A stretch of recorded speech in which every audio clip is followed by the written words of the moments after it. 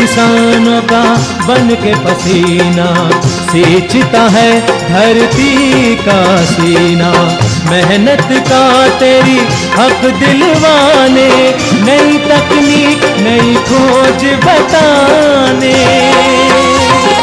पशुधन को गुणवान बनाना, पौध सुरक्षा को सिखलाना, खेती के सब गुर समझाने, भारत का सरताज बनाने।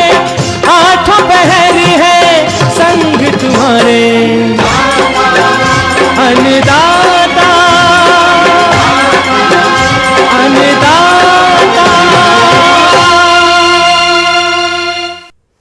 नमस्कार, मैं हूं आपके साथ विभा उपाध्याय और आप सभी दर्शकों का अन्नदाता कार्यक्रम में स्वागत करती हूं। हमारे देश का किसान जन का पोषक है, वो श्रम का देवता है, अन्नदाता है। उसमें ही भारत की आत्मा निवास करती है और ऐसे ही किसानों की प्रगति के लिए हम खेती बाड़ी से जुड़ी हुई बहुत सी नई लाभकारी जानकारियां हर रोज सुबह लेकर आते हैं। तो चलिए कार्यक्रम शुरू करने से पहले देखते हैं क्या है आज के अन्नदाता में। मधुमक्खियों की उचित देखभाल करके लिए अधिक शहद का उत्पादन। अमरूद के बाग से अधिक फलन के लिए करें जरूरी कार्य।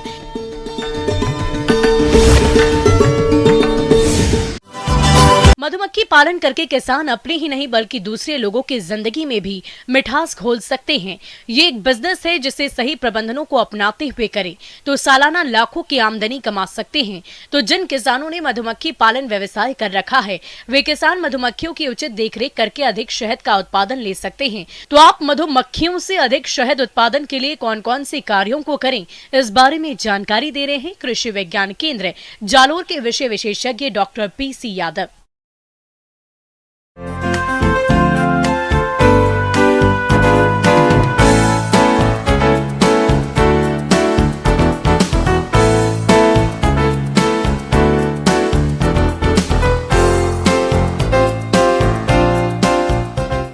सबसे पहले अपन बात करेंगे मधुमक्खियों का वैज्ञानिक तरीके से रखरखाव और उनको कैसे अपन ज़्यादा पाल के अपनी उनकी जनसंख्या बढ़ा सकते हैं और लाभ ले सकते हैं। मधुमक्खियों को पालने में प्रमुख पहले मैं इनकी चुनौतियों के बारे में बात करूंगा और फिर इनसे क्या अपन लाभ ले सकते हैं उनके बारे में बात करेंगे। मधुमक्खी पालन में प्रमुख चुनौती आती है कि मधुमक्खियों में मोर्टेलिटी यानी ये धीरे धीरे इन छत्ते से मरती रहती है और गायब हो जाती है। तो ये मधुमक्खियों को मरने से बचाने के लिए दो चीज़ों का ध्यान रखना चाहिए हमेशा। इनका मैनेजमेंट, जहाँ भी अपन मधुमक्खी पालन शुरुआत करते हैं वो प्लेस घर के आसपास होना चाहिए, वहाँ फूल पानी की व्यवस्था होनी चाहिए। और फूल और पराग वाले पौधे, परागकण वाले पौधे की बात करें तो आसपास में नीम के पौधे होने चाहिए, इमली होनी चाहिए। अगर इमली भी नहीं है तो बेलपत्र, नीम तो तकरीबन यहाँ पश्चिम राजस्थान में हर जगह है और आराम से इसको पाला जा सकता है। उसके साथ साथ ही इसमें फूल वाले पौधे जैसे कि फसल के हिसाब से जैसे अब्राइडा के फूल आने के बाद भी मधुमक्खियों को बहुत सारा पराग मिलता है और इनकी जनसंख्या भी काफ़ी बढ़ती है। किसान भाइयों, अभी खेतों में सरसों धनिया का फूल खिल रहा है। ऐसे में पराग की कमी नहीं है तो आप मधुमक्खियों को इन फसलों के आसपास रखें जिनसे मधुमक्खियों को पराग एकत्रित करने में किसी प्रकार की समस्या नहीं आ पाए।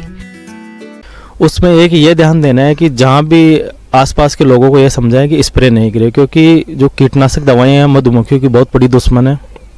तो इस मधुमक्खी पालन वाले स्थान के आसपास में किसान भाई आपस में सामंजस्य से ये बात कर ले कि अपने को स्प्रे करना है तो कौन सा टाइमिंग करना है और कौन सा स्प्रे करना है, तो मधुमक्खी को अपन एक उचित तरीके से बचाया जा सकता है और अपनी उनकी जनसंख्या अच्छी तरह से बढ़ाई जा सके। इसी के साथ साथ गर्मियों में इनका स्पेशल ध्यान रखना पड़ता है। गर्मियों में मधुमक्खियों के पास परागकण और जूस पौधों का जो नेक्टर जो रस लेते हैं उनके लेने के लिए ज़्यादा रहता नहीं है। उसको डर्थ पीरियड बोलते हैं, सूखा काल। तो इस सूखा काल में उनको बचाने के लिए आपको कृत्रिम रस बनाना पड़ता है जिसमें 50% पानी 50% चीनी ये घोल के और अलग इनको दिया जाता है, जिससे वो अपनी दैनिक दिनचर्या और दैनिक लाइफ चला सके और उनमें मोर्टेलिटी नहीं आए, क्योंकि ऐसा नहीं करने से धीरे धीरे मरती जाती है और अपना छत्ता खाली हो जाता है, जिससे मधुमक्खी पालक को काफ़ी नुकसान होता है। अभी जैसे कि राज्य में कड़ाके की ठंड पड़ रही है, ऐसे में मधुमक्खियों की उचित देखभाल करना जरूरी है ताकि इन मधुमक्खियों पर किसी प्रकार का विपरीत प्रभाव नहीं पड़ सके और इनसे अधिक शहद का उत्पादन लिया जा सके। मधुमक्खी पालन में जो दूसरा इसकी एक अपॉर्चुनिटी है, दूसरा इसका जो उपयोगिता है वो ये है कि जो रूरल यूथ है, ग्रामीण जो यूथ है, उनको रोजगार मिल जाता है साल भर। और आजकल गवर्नमेंट भी बहुत सारा इस पे सब्सिडी भी देती है, बहुत सारी छत्तें भी लगवाती है और दूसरे इंस्टीट्यूट इनको बढ़ावा देने के लिए काफ़ी योजनाएं भी चलती है। किसान भाइयों, मधुमक्खियों पर कई शत्रु कीटों का आक्रमण होता रहा है, जिनमें से मोमी पतंगा कीट भारी नुकसान करता है। इस कीट से बचाव के लिए लकड़ी के बॉक्सों में छिद्र और दरारों को बंद करके मुख्य द्वार को कम कर देना चाहिए। जिन छतों में मधुमक्खियां नहीं हैं, उन्हें अलग कर देवें। कॉलोनी के टॉप बार बार समय समय पर सल्फर के पाउडर का छिड़काव करते रहे। तो किसान भाइयों से अनुरोध है कि वो कृषि विज्ञान केंद्र या संबंधित विभाग से रेगुलर संपर्क में करते रहे, जिससे वो मधुमक्खी पालन व्यवसाय को एक प्रमुख व्यवसाय में बदले और आने वाले टाइम में उनको बहुत बहुत ज़्यादा लाभ हो और उनकी आय में सुधार हो। किसान भाइयों, अभी तक आपने खेती से जुड़ी हुई कुछ उपयोगी जानकारियां देखी। अब लेते हैं एक छोटा सा ब्रेक, जल्द लौटेंगे और कार्यक्रम में आगे भी है खेती बाड़ी से जुड़ी हुई महत्वपूर्ण जानकारियां, तो बने रहिए हमारे साथ।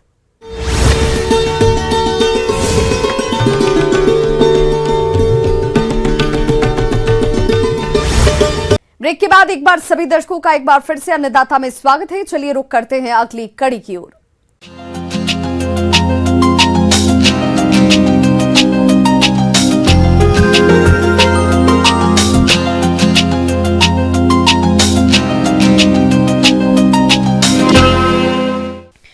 हमारे प्रदेश के बहुत से किसान अमरूद के बाग लगाकर अच्छा लाभ कमाते हैं, लेकिन इस समय इन बागों की उचित देखरेख करना जरूरी होता है, नहीं तो कीट और रोगों के प्रकोप से अमरूद के पौधे और फल खराब होने लगते हैं, जिससे किसानों को भारी नुकसान होता है।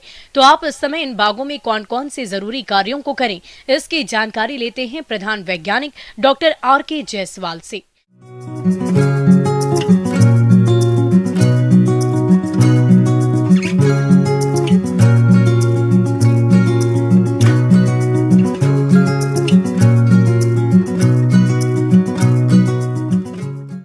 इस समय जो हमारे अमरूद के बगीचे फलन पे हैं, उसमें मुख्य रूप से बहुत ज़्यादा जो सावधानी रखनी है या ध्यान देनी बातें हैं, उसमें मुख्य रूप से है, सबसे पहला ये है कि सिंचाई प्रबंधन का।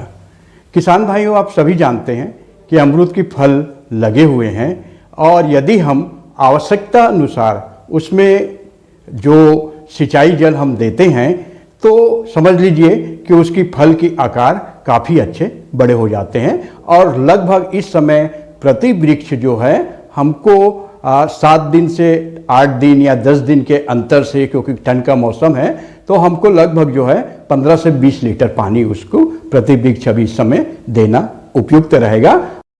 किसान भाइयों, अमरूद के बाग में कई तरह के खरपतवार उग जाते हैं, जिनकी वजह से बाग में कीट व्याधियों का प्रकोप अधिक होने लगता है।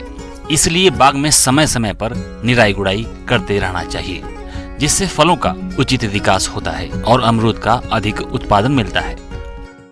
किसान भाइयों, इस समय कुछ कीड़े जो हैं हमारे अमरूद के बगीचे में काफ़ी परेशानी पैदा कर रहे हैं।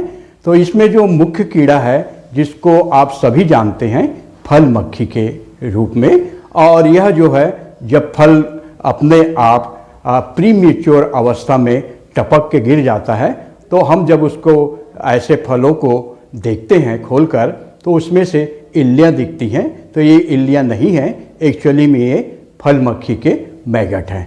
आप बहुत आसानी से देख सकते हैं शाम के समय, और यदि इस तरह की मक्खी आपके बगीचे में दिखाई दे रही है तो इसका नियंत्रण करना बहुत ज़रूरी है। अगर हम जैविक में करना चाहें तो नीम के तेल का भी हम उसमें प्रयोग कर सकते हैं। नीम की बिनोला से जो एक्सट्रैक्ट बनता है उसका भी हम प्रयोग कर सकते हैं। यदि बाग में फल मक्खी का प्रकोप पहले भी हुआ है तो फलों की समय समय पर तुड़ाई करें। प्रभावित फलों को खेत से बाहर निकालें और नष्ट कर दें। कीट दिखाई देने के बाद खेत में 5 फीट की ऊंचाई पर मिथाइल यूजेनाल ट्रैप लगाएं, जो फल मक्खी के कीट को अपनी ओर आकर्षित करके नष्ट कर देती है। यदि रसायन पे जाते हैं तो रासायनिक कीटनाशक दवा में मुख्य रूप से जो सबसे अच्छा कारगर है वह है नुमान। इसकी जो है हम 2 मिलीलीटर प्रति मिलीलीटर पानी के मान से जहाँ जहाँ पर नीचे की शाखाओं में झुंड में बैठे हैं मक्खियाँ, उस समय हम छिड़काव करेंगे तो वो मक्खियों पर सीधा वार होगा और अपने जो लगे हुए जो फल हैं उसको सुरक्षित रखें।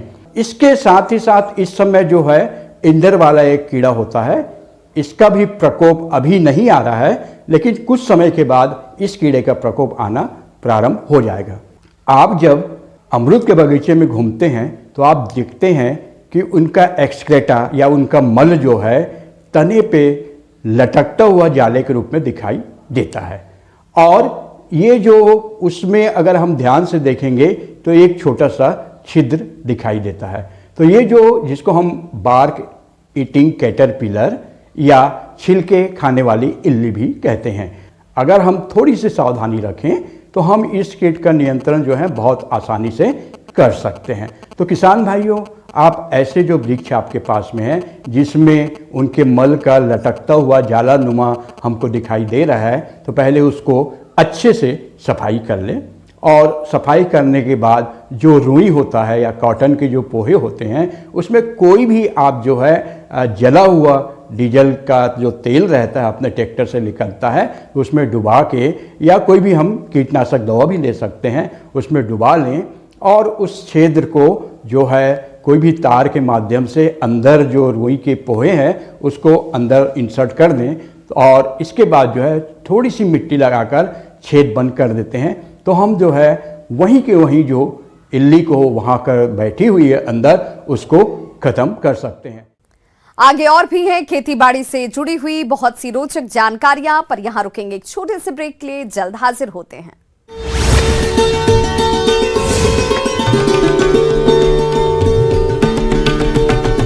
चुनावी साल होने के बढ़ते हैं अपनी अगली प्रस्तुति की ओर।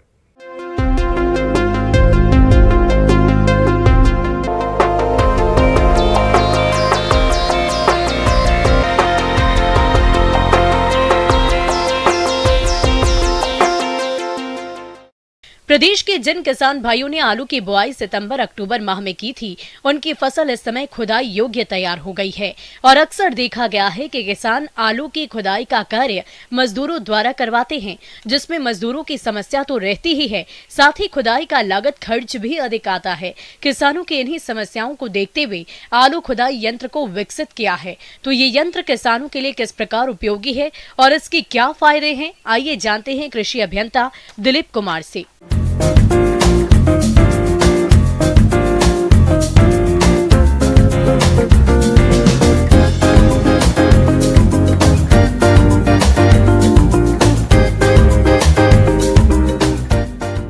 ट्रैक्टर ऑपरेटेड होता है पोटैटो डिगर, और ये मतलब 35 से 40 HP के ट्रैक्टर से आसानी से खींचा जा सकता है। और यदि इसका प्रयोग करते हैं तो इसमें होता क्या है कि ट्रैक्टर को 2 से 2.5 किलोमीटर प्रति घंटे की स्पीड से चलाना होता है। तो इसमें नीचे फाल लगा होता है जो जिसकी चौड़ाई थोड़ी ज़्यादा होती है, और वो 2 से 3 रो का फाल होता है, और लगभग 3 मेड़ को एक साथ वो खोद देता है। और पीछे इसके एक चलनी लगी होती है जिससे होता हुआ आलू और मिट्टी एक साथ उस चलनी पे जाता है, तो वो वाइब्रेट करता है, जिस कारण से ढेले क्या होते हैं, टूट जाते हैं, और आलू और मिट्टी अलग अलग सेपरेटेड हो जाता है। पीछे उसको हम लेबर लगा के बिनवा सकते हैं। इसमें जो हमारा क्या बोलते हैं लेबर का कॉस्ट होता है, लगभग 75% लेबर की बचत होती है और 50% टाइम का बचत होता है इस मशीन को प्रयोग करने से। पोटैटो डिगर से सबसे पहला बचत तो एक होता है कि जब हम इससे डिगिंग करते हैं पोटैटो का, तो सबसे पहले जो हमारा वेस्टेज जाता है, वेस्टेज बहुत कम हो जाता है। ठीक है, लगभग हम वेस्टेज ये मान के चलिए 3 से 4% संभावना रहता है कि वेस्टेज जाए, जो मतलब मेड़ से बाहर आलू निकल गया हो या आड़ा तिरछा हो गया हो तो वही कटने का संभावना होता है। नहीं तो इसमें लगभग हमारा ये मान के चलिए 95 to 96% वेस्टेज होने की संभावना बिल्कुल नहीं रहती है। वहीं अगर हम मैनुअल करवाते हैं तो मैनुअल में हमारा लगभग मान के चलिए 15% तक आलू का वेस्टेज हो जाता है। और दूसरी बात होती है कि जब हम पोटैटो डिगर से ऑपरेशन करते हैं तो एक तरीके से खेत की गहरी जुताई हो जाती है। किसान भाइयों, आलू की खुदाई मजदूरों द्वारा करवाने से काफी श्रम और लागत खर्च आती है। साथ ही मजदूर आलू की खुदाई खुरपी और गैती इत्यादि औजारों से करते हैं, जिससे खुदाई के समय आलू के कंद चोट ग्रसित हो जाते हैं और इससे बाजार में इसका अच्छा मूल्य नहीं मिलता। साथ ही यदि ऐसे कंदों का भंडारण किया जाएगा तो कंद फफूंद जनित रोगों की चपेट में जल्दी आ जाते हैं। तीसरा, इसमें टाइम मैनेजमेंट बहुत अच्छा होता है। 50% टाइम का बचत होता है और 75% तक हमारा लेबर का बचत हो जाता है। जो लेबर कॉस्ट लगता है मैनुअल में कराने में, उस कॉस्ट में हम 75% तक बचत कर सकते हैं। इसको अगर हम ट्रैक्टर ऑपरेटेड है उससे चलाते हैं तो ये लगभग ये मान के चलिए 1.5 से पौने 2 घंटा में ये 1 एकड़ की खुदाई कर देगा है। इसका 0.3 से लेके 0.4 हेक्टेयर पर घंटा का इफिशियंसी आता है पोटैटो डिगर का। हाँ, पोटैटो डिगर को चलाने में एक सावधानी बरतनी पड़ती है कि जो हमारा ऑप्टिमम मॉइस्चर कंडीशन होता है सॉइल का, उसका थोड़ा सा हमको ध्यान रखना पड़ता है।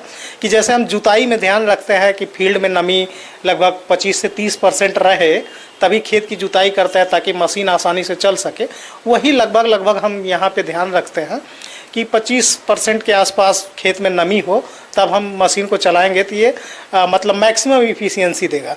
दूसरी सावधानी बरतनी पड़ती है कि जैसे खेत में यदि कंकड़ पत्थर या ईंट के टुकड़े या ढेले पड़े हैं तो उनको खेत से हम निकाल दें, क्योंकि जब ये उसके रास्ते में आएगा तो ऑब्वियस सी बात है कि उसमें फाल लगा होता है, दूसरे पार्ट्स होते हैं, तो उनके बीच में आके वो उसको डैमेज कर सकता है। आलू खुदाई यंत्र से खुदाई करने पर खुदाई जल्दी हो जाती है। साथ ही आलू कम चोट ग्रसित होते हैं। इस यंत्र से खुदाई करने पर आलू खुदाई लागत कम आती है। एक साथ आलू की खुदाई भी हो जाती है और इसके बाद इन्हें इकट्ठा कर आसानी से श्रेणीगत किया जा सकता है। किसान भाइयों, वैसे तो प्रदेश में कई कंपनियों की पोटैटो डिगर मशीन बाजार में आसानी से मिल जाती है, जिनकी कीमत 1 और 2 रो वाली मशीन के अनुसार अलग अलग होती है, जिस पर शासकीय अनुदान भी उपलब्ध है। अनुदान के बारे में अधिक जानकारी के लिए आप अपने नजदीकी कृषि विभाग में संपर्क कर सकते हैं।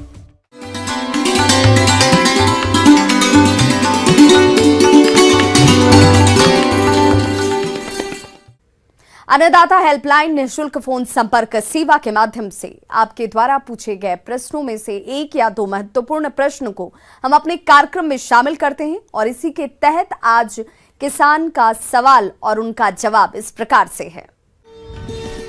अन्नदाता निःशुल्क फोन संपर्क सेवा के माध्यम से पूछे गए प्रश्नों में से आज हमने जिस प्रश्न को कार्यक्रम में शामिल किया है उसे पूछा है ग्राम वानी, जिला चित्तौड़गढ़ के कृषक रणजीत सिंह ने। ये नाडेप कंपोस्ट बनाने की तकनीक के बारे में जानकारी चाहते हैं। तो रणजीत सिंह जी, आपकी जानकारी के लिए प्रस्तुत है कार्यक्रम का ये अंश।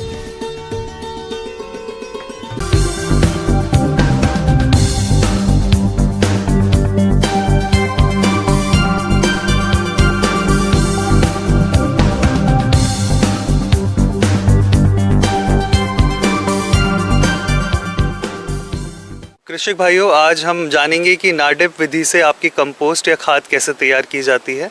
तो सबसे सर्वप्रथम अगर हमें नाडेप कंपोस्ट बनानी है तो हमें एक टांका बनाने की ज़रूरत होती है, जिसे हम टैंक भी बोलते हैं। और इस टैंक को बनाने के लिए सबसे पहले ये समझना जरूरी कि इसका आकार क्या होना चाहिए। ईंटों की सहायता से पक्का नाडेप बनाया जाता है, जिसका आकार 10 फीट लंबा, 6 फीट चौड़ा और 3 फीट ऊंचा होता है।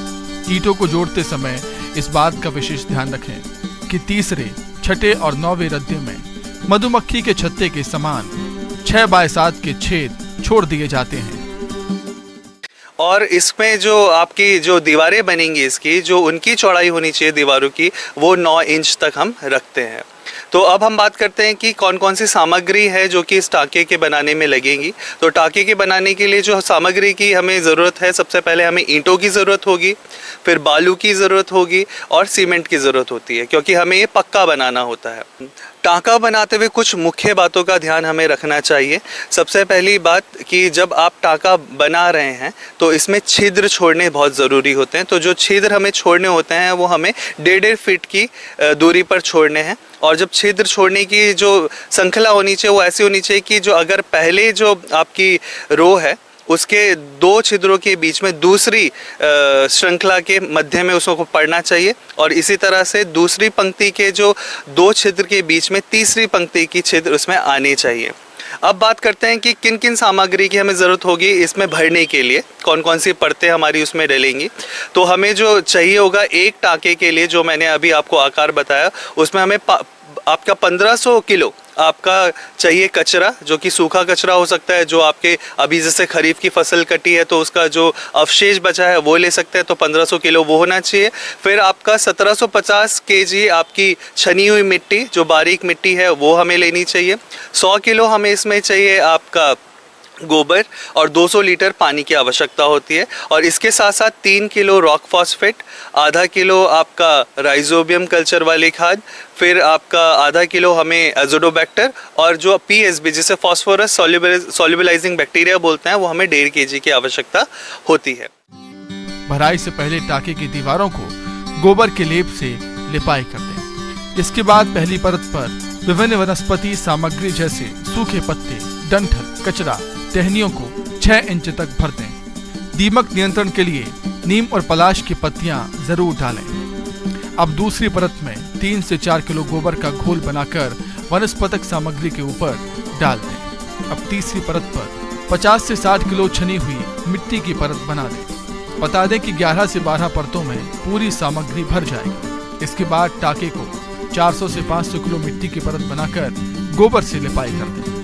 15 से 20 दिनों बाद जब सामग्री 8 से 9 इंच सिकुड़ जाए तब दूसरी भराई करके टाँके को अच्छी तरह ढक दें। एक पक्के नारेप टाँके से साल में 3 बार खाद तैयार की जा सकती है। फिर आप इसको 10 दिन के अंतराल पर इसको निरीक्षण करिए। 10 दिन के अंतराल पर निरीक्षण पर जब आप पाते हैं कि इन पर कहीं दरारें पड़ रही हैं, तो जब दरारें पड़ी है तो फिर से इसमें आपका जो गोबर और पानी का घोल है वो इसमें हमें डाल देना चाहिए और फिर इसको चिनाई कर देनी चाहिए। धीरे धीरे आपको लगेगा कि जो इसकी ऊंचाई है जो हम 9 इंच तक आपका भर दें, जैसे जैसे अपघटन होता रहेगा, डिकम्पोजिशन होता रहेगा, वो नीचे चली जाएगी। तो जैसे जैसे वो नीचे जाती है तो फिर से आप वैसी ही सामग्री और वैसी ही सतह से इसको दोबारे भर सकते हैं।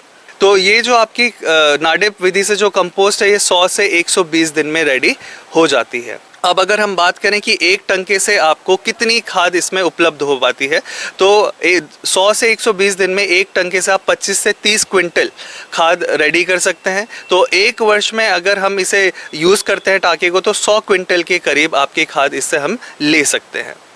अब फसलों में अगर इसके इस्तेमाल की बात करें तो जैसे जो सामान्य फसल है आपकी, जैसे अगर हम तिलहन है या दलहन है या अनाज वाली जो फसलें हैं, इसमें हमें 3 क्विंटल प्रति बीघा के हिसाब से हमें ये कंपोस्ट यूज़ करनी चाहिए। अगर आपकी कोई सब्जी वाली फसल है तो इसे हमें 3 से 5 क्विंटल प्रति बीघा के हिसाब से यूज़ करनी चाहिए। और अगर हमारे कोई फलदार आपके वृक्ष हैं तो प्रति पौधा हमें आपकी 15 से 30 किलो ये जो नाडेप विधि से बनाई हुई कंपोस्ट है उसका इस्तेमाल करना चाहिए। तो इसका जो सबसे बड़ा लाभ है कि हम कम गोबर में ज़्यादा से ज़्यादा आपकी खाद बना सकते हैं। और अगर हम इस तरह से बनाई हुई आपकी खाद इस्तेमाल करते हैं तो 1/3 जो आपका फर्टिलाइज़र या उर्वरक का सब्स्टिट्यूट हमें मिल जाता है। और अगर लगातार हम इसे 5 वर्षों तक इस्तेमाल करते हैं तो हम टोटल जिसे 100% ऑर्गेनिक या जैविक खेती बोलते हैं उसको अपना सकते हैं।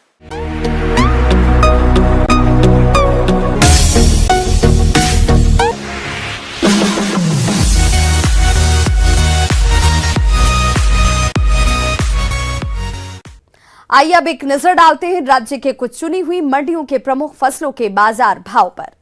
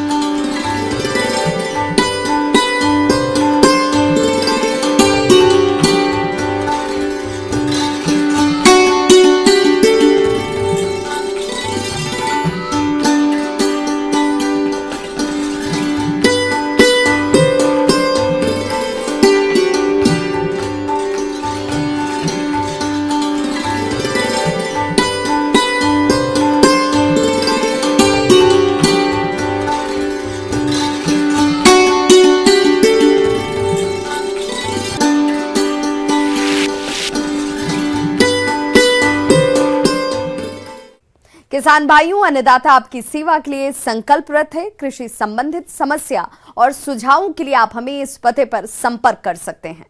प्रोड्यूसर अन्नदाता, news 18 Rajasthan, Ramoji film city, Hyderabad 501512। साथ ही आप हमें ईमेल भी कर सकते हैं। हमारा ईमेल है p18annadatarajasthan@nw18.com। इसके अतिरिक्त आप हमें निःशुल्क हेल्पलाइन नंबर 1800889216 पर सोमवार से शनिवार सुबह 10 बजे से शाम 4 बजे के बीच संपर्क भी कर सकते हैं।